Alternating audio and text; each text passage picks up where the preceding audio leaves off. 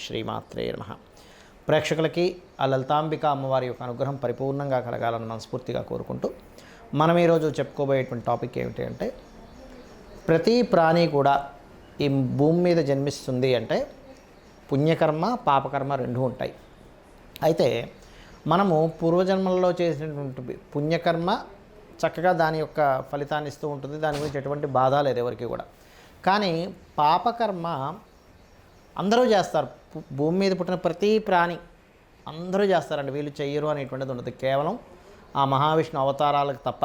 మహావిష్ణువు కానీ అవతార రూపంలో వస్తుంటారు చూసారు. కొంతమంది సిద్ధులు కానివ్వండి, కొంతమంది యక్షులు కానివ్వండి, గంధర్వులు అంటే వీళ్ళందరూ కొన్నిసార్లు ఇప్పుడు మనకి అష్టవసువుల్లో అతను ఏదో చేశారని భూమి మీదకి వచ్చారు. అలా ఏంటంటే కొన్నిసార్లు వాళ్ళు కూడా భూమి మీదకి రావడం జరుగుతుంది. బట్ ఆ యొక్క భగవంతుడు రావడానికి మిగతా జీవకోటి మొత్తం ప్రాణి ఏదైతే ఉందో రావడానికి చాలా డిఫరెన్స్ ఉంటుంది. ఎందుకంటే పాప పుణ్య కర్మ అనుభవించడానికి భూమి మీదకి వస్తాడు. అలా ప్రతి లగ్నానికి ఒక మనిషి ఒక లగ్నంలో జన్మించాడు, ఒక జీవి ఒక లగ్నంలో జన్మించింది అంటే పూర్వజన్మ కర్మ ఇది చేసి ఉంటాడు. అందుకే ఈ జన్మలో దీనికి సంబంధించినటువంటిది ఇబ్బంది పడుతున్నాడు అనేటువంటిది ఉంటుంది. అది ఏమిటి, దాన్ని ఎలా తగ్గించుకోవాలి, దాని ఏ కర్మ చేత దాన్ని క్లియర్ చేసుకుంటే మనం ఈ జన్మలో చేసేటువంటి ప్రయత్నం ముందుకు వెళ్తుంది అనేటువంటి దాని గురించి మనం తెలుసుకుందాం. అదేవిధంగా ఒక్కొక్కసారి మనం ఎన్ని పూజల ప్రయత్నాలు చేస్తున్నా ఎందుకు మనకి ఆ పని అవ్వదు అనే విషయం కూడా నేను మీకు ఎండింగ్లో చెప్తాను. మరి లగ్నము రాశి నక్షత్రం ఏమీ తెలియని వారు కూడా ఎటువంటి పరిహారాలు చేసుకొని ఈ యొక్క పోయిన జన్మలో చేసుకున్నటువంటి కర్మను తగ్గించుకొని ఈ జన్మలో ఎలా ఆనందంగా ఉండాలనే విషయాన్ని కూడా చెప్తాను. లాస్ట్ వరకు వీడియో చూడండి. అయితే ఈ విషయాలు చెప్తుంది నేనైనప్పటికీ కూడా చెప్పేస్తుంది సాక్షాత్ లలిత అమ్మవారిగా భావిస్తూ ఒక్కొక్క లగ్నం గురించి మనం తెలుసుకుందాం. వృషభ లగ్నము, వృషభ రాశి. వృషభ లగ్నంలో జన్మించినా, వృషభ రాశిలో జన్మించినా, వృషభ రాశిలో ఉండేటువంటి నక్షత్రాలు ఏవైతే ఉంటాయో ఆ నక్షత్రాల్లో జన్మించినా సరే ఇది మీకు వర్తిస్తుంది, గుర్తుపెట్టుకోండి. అయితే మీకు ఎవరు రూల్ చేస్తారు పూర్వజన్మ కర్మని? ఎందుకంటే పూర్వజన్మ కర్మను రూల్ చేసేటువంటి ప్లానెట్ ఒకటి ఉంటుంది. అదే రకంగా ఆ కర్మను రూల్ చేసే ప్లానెట్ వల్ల ఆ మనిషికి ఆ లోపం అనేటువంటిది వస్తుంది. ఆ లోపం అంటే ఇన్ సెన్స్ ఆ కర్మ అనుభవించడానికి లోపము అనేటువంటిది ఒక రకంగా మనిషి శరీరంలో ఉండే లోపాలు కాదు, బాగా అర్థం చేసుకోండి. ఒకటి చేద్దాం అనుకుంటే చేయలేకపోయినటువంటి స్థితి రావడం, దాని ద్వారా ఆ వ్యక్తిని నిందపడడం. అరే ఈ వ్యక్తికి కొంతమంది అంటుంటారు చూసారా, ఈ వ్యక్తికి ఆలోచన సరిగ్గా లేదు, లేకపోతే ఈ వ్యక్తి పనులను ఇలాగే చేస్తాడు, ఈ వ్యక్తి ఎక్కువ అప్పులు చేసేసాడు అంటుంటాం. కానీ కర్మ అది.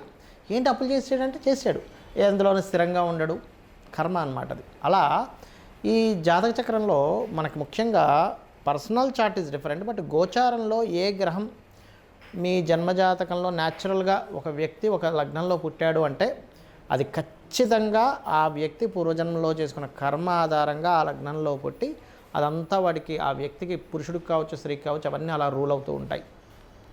ఆ రకంగా కనుక మనం చూసుకున్నట్లయితే వృషభం వారికి గురువు గ్రహం, గుర్తుపెట్టుకోండి, జూపిటర్ రూలింగ్లో ఉంటుంది. అందుకే వృషభ లగ్నంలో ఎవరైనా జన్మించారు అంటే మొట్టమొదటిగా వాళ్ళకు ఉండే లక్షణాల్లో మీరు గమనించవచ్చు. వాళ్ళు ఏమంటారంటే వాళ్ళకి ఓపిక ఎక్కువగా ఉంటుంది. వృషభ లగ్నం వారికి 99% ఆఫ్ పీపుల్ ఎవరికో కుజశని కుజరాహు గ్రహాల సంబంధం ఉంటే కొంచెం కోపస్వభావం ఉంటారు. కానీ సర్వసాధారణంగా ఏంటంటే వాళ్ళకి మాస్టర్స్ చెప్పేది లేదంటే ఇంకొంచెం ఇండెప్త్గా చెప్తే బాగున్నాను, ఏదో ఒక వంక చూపిస్తూ ఉంటారు మాస్టర్ మీద కూడా, ఇది ఇంకొంచెం చెప్తే బాగుంది. ఎందుకు అంటే పూర్వజన్మ కర్మ గురుగ్రహం ద్వారా వాళ్ళకి వచ్చింది. అందుకని ఏమైపోతుంటుంది, ఇది వాళ్ళలో ఉండిపోతుంది ఖచ్చితంగా. అదే రూపంలో వాళ్ళకు వస్తుంది కూడా. అంటే అలాగా గురుగ్రహ రాసుల్లో గురు రాసులు ఉంటాయి మనకి, ధనస్సు మీనము, ధనుర్మీన రాసుల్లో కనుక ఏదైనా పాపగ్రహం ఉంది ఇంకా అంటే దాని ప్రభావం మరింత పెరుగుతుందండి. దీనికి నేను మీకు ఎండింగ్లో చెప్తాను ఏ గ్రహం ఉంటే ఏం చేసుకోవాలనేది. మీరు ఎండింగ్ వరకు వీడియో చూస్తే తెలుస్తుంది. అయితే ఇక్కడ ఇది ఇలా ఉన్నప్పుడు ఏమవుతుందంటే వీళ్ళు రాంగ్ రూట్లోకి వెళ్తారు. ఎలాంటి విషయాల్లో, ఒక పెద్ద మొత్తంలో మనీని ఏదైనా ఇప్పుడు చూడండి షేర్ మార్కెట్లో పెడుతుంటారు చూసారు, పెద్ద మొత్తంలో మనీని తీసుకెళ్ళి షేర్ మార్కెట్లో పెడతారు, ఒక్కోసారి అక్కడ ఇరుక్కుపోతారు. లేదా రాంగ్ డెసిషన్ చేస్తారు. ఎలాంటివి, ఒక గురువుని ఎంచుకునే విషయంలో కావచ్చు. లేకపోతే నేనైతే ఒకసారి ఒక జాతకం చూశాను. అక్కడ ఏమైందంటే ఒక వ్యక్తి ఇక్కడ నుంచి అంటే గురువే పాడు చేసినప్పుడు కలిగే ఫలితాలు చెప్తున్నా. ఇక్కడ నుంచి ఒక యూఎస్ కంట్రీకి వెళ్ళాడు. అక్కడ ఒక ఆవిడ, ఇతను పురుషుడు, ఒక ఆవిడ పరిచయమే, నేనే నీ గురువుని, నేను చెప్పినట్టు నువ్వు వినాలని చెప్పని అన్నీ అతనితో కొనిపించేసుకోవడం, అన్ని సేవలు చేయించుకోవడం, మొత్తం వాడేసి. అంటే ఏమిటి, గురువు పాడయి ఇబ్బంది ఇచ్చాడు అక్కడ. అంటే ఏమిటి, ఎవరికైనా గురువు పాడై ఇబ్బంది కనుక ఇస్తే, ముఖ్యంగా వృషభ లగ్నానికి కానీ తులా లగ్నానికి కొన్ని లగ్నాలకు ఉంటాయి గురువు పాపే ఉంటాడు. అలా పాడై గనక వాళ్ళని పాడు చేసే దీంట్లో ఉంటే గురువుల ద్వారా ఆ వ్యక్తులు ఇబ్బందులు పడతారు. ఇది గుర్తుపెట్టుకోండి. మరి అదేమిటండి దారి చూపించాల్సిన గురువే ఇలా ఇబ్బంది పడితే ఎలాగా అంటే, వీళ్ళు తెలుసో తెలియకో పూర్వజన్మల్లో గురువుకు సంబంధించిన విషయంలో ఎక్కడో తప్పిదం చేసి ఉంటారు. మరి అలా అయితే గురువు చేసి తప్పు అవ్వదు కదా అనుకోవచ్చు. అది గురువు చేయడం తప్పు. ఇక్కడ ఏమవుతుందంటే వీళ్ళకి సరైనటువంటి వాళ్ళు కనెక్ట్ అవ్వకుండా ఈ రకంగా గురువు ముసుగులో ఉండి ఇబ్బంది పెట్టేవాళ్ళు కనెక్ట్ అవుతారు ఇలా చేసే వాళ్ళకి. దానికి వాళ్ళు పాప ఫలితాన్ని అనుభవిస్తారు. ఆ గురువు ఎవరైతే ఇబ్బంది పెట్టారో వాళ్ళు పాప ఫలితాన్ని అనుభవిస్తారు. మళ్ళీ వీళ్ళు ఆ యొక్క పరిస్థితిని అనుభవిస్తూ ఉంటారు. కాబట్టి ఇక్కడ మీరు చేయవలసింది ఏంటంటే, గురువు రాసుల్లో ఏదైనా పాడైందంటే గురువారాలు పర్టికులర్గా, కొంతమంది గురురాశుల్లో మంచి గ్రహాలు పడతాయి, అప్పుడేమి ఇబ్బంది లేదు, అదే బాగుంటుంది. అది ఎందుకు బాగుంటుంది?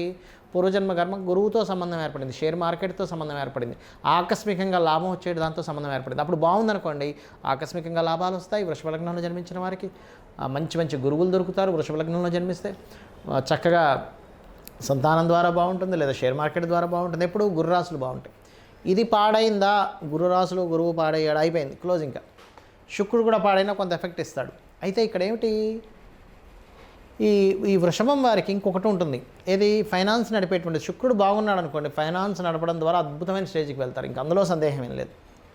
కాబట్టి ఈ పర్టికులర్ అంశాన్ని మీరు జాగ్రత్త పడాలి. ఇది ఏమాత్రం పాడైందా మీ రాంగ్ స్టెప్ పడిపోద్ది లైఫ్లో.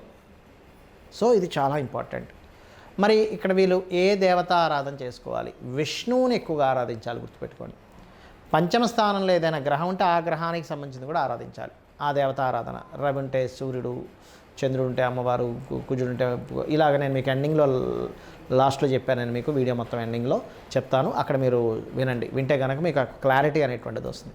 ఇలా చేయండి. దీంతోపాటు గోవుకి అరటి కాయలు తినిపిస్తూ ఉండండి. దాని ద్వారా కూడా మీకు దోషం అనేటువంటిది పరిపూర్ణంగా పోతుంది. స్వచ్ఛమైనటువంటి ఆవు నెయ్యిని మీకు దగ్గరలో ఆలయం ఉంటే ఆలయంలో దీపారాధన కోసమని ఇవ్వండి, ఖచ్చితంగా బాగుంటుంది. చాలామంది నన్ను అడుగుతుంటారు ఏంటంటే, ఏమంటే నేను రోజు లలిత సహస్రనామాలు చదువుతున్నాను, రోజు గుడికి వెళ్తున్నాను, నేను కోరుకుంటున్నాను, నాకు అప్పులు పోవాలనుకుంటున్నాను, అయినా నాకెందుకు పోవట్లేదని అడుగుతుంటారు. దీనికి మీకు సమాధానం చెప్తే మిగతా విషయాలు చెప్తాను. ఏమిటంటే, ఇప్పుడు మీరు బాగా అర్థం చేసుకోండి. మనం ఒక 100 విషయాలు ఉంటే 100కి 99 క్లియర్ అయిపోయి ఆ ఒక్క విషయం మాత్రం మన జీవితం మొత్తం భగవంతుని కోరుతున్నా ఇవ్వట్లేదంటే దాని అర్థం ఏమిటంటే, అమ్మవారికి మీకు దాన్ని అనుభవింపజేసి మీ యొక్క జీవితాన్ని మోక్షం ఇవ్వాలని దాని అర్థం అనమాట. అంటే ఎలా అంటే, చిన్న ఎగ్జాంపుల్ చెప్తాను చూడండి. ఒక పిల్లవాడు ఉన్నాడు. ఆ పిల్లవాడు చిన్నప్పుడు ఎల్కేజీ యూకేజీ స్టేజెస్లో ఉన్నప్పుడు నేను వెళ్ళను ఏడుస్తూ ఉంటారు పిల్లలు. అప్పుడు తల్లి ఏం చేస్తుంది, నువ్వు వెళ్ళనన్నా తీసుకెళ్తుంది.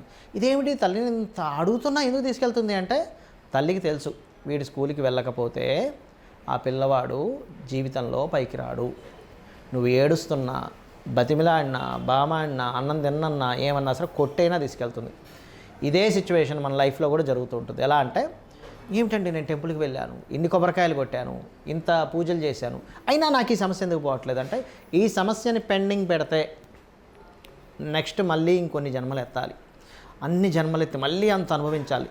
తన భక్తుడిగా తనకి ఇష్టం లేదు ఇన్ని జన్మలు ఎత్తి మళ్ళీ బాధపడ్డాం, ఈ జన్మలోనే దాన్ని తీసేసేయాలంటే ఇక్కడే అనుభవింపు చేసేద్దాం, కావాలంటే మనోశక్తిని ఇద్దాం, ధైర్యాన్ని ఇద్దాం అని అనుకొని ఏం చేస్తుంది అమ్మవారు, ఆ రకంగా ఆ కర్మ తొలగించడానికి మనం ఎంత కోడినా సరే అది అవ్వనివ్వదు. ఎందుకంటే ఆవిడికి తెలుసు ఇంకొక 100 జన్మలు ఎత్తాలి, లేకపోతే ఇంకో 1000 జన్మలు ఎత్తాలి ఈ కర్మ తొలగించాలంటే. కాబట్టి ఆవిడ ఈ జన్మలోనే కంప్లీట్ చేస్తుంది. మీరు మహాభక్తులు అయితే కనుక ఇది పరిపూర్ణంగా నమ్మండి.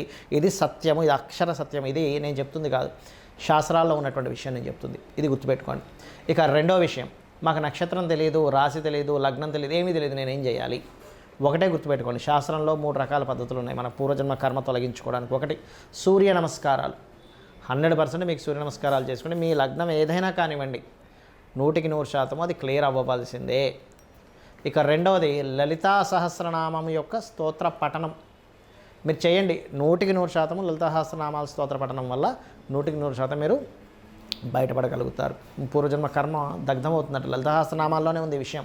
అందరూ చేయొచ్చు. చాలామందికి దీనికి సందేహం ఉంది, ఏమంటే నేను చేయొచ్చో చేయకూడదు, మేము ఫలానా దాంట్లో పుట్టాం దీంట్లో పుట్టాం, ఏం లేదు. అందరికీ అమ్మవారు ఒకటే, నామస్మరణ నామాలు అవన్నీ. కాకపోతే గురువు దగ్గర చక్కగా అవి నేర్చుకొని చేయండి, తప్పులు పలక్కండి. లలితా సహస్రనామాల్లో ఒకటి ఉంది ఏంటంటే, ఒక్క నామం 1000 నామాలు కదా, సహస్రనామాలు అంటారు, సహస్ర రహస్య నామాలు అంటారు. అంటే రహస్యంగా అందులో బోల్డ్ అంత శక్తి ఉంది, వేదమంత్రంకి ఉండేటువంటి శక్తి దాంట్లో ఉంది. ఆ ఒక్క నామానికి అంటే కేవలం శ్రీమాత్రే నమః అనుకున్నారు. మీ పూర్వజన్మలో ఎన్ని వందల జన్మలు చేసినటువంటి పాపముని కూడా అది దగ్ధం చేసి ఇంకేమైనా మిగిలిందా అని అడుగుతుందట. అంత గొప్ప శక్తివంతమైనటువంటి లలితా సహస్రనామాలు. అదొకటి. అలాగే ఏదైనా మీకు దగ్గరలో ఆలయాలు, క్షేత్రాలు ఉంటే అక్కడికి వెళ్ళి సేవ చేయండి. ఒళ్ళు వంచి అక్కడ ఏదైనా చెత్త ఉంది పడేసేస్తున్నారు, లేకపోతే అక్కడ ఏదైనా కొంతమందికి సహాయం కావాలి, వాళ్ళకి ఏదైనా కావాలి, ఆ సేవ చేయండి. ఆ టెంపుల్లో ఏదైనా మీ యొక్క సేవ చేయండి, డబ్బులు ఇచ్చి చేయడం కాదు. దాని ద్వారా కూడా మన కర్మ తొలగిపోతుందట. ఇది గుర్తుపెట్టుకోండి.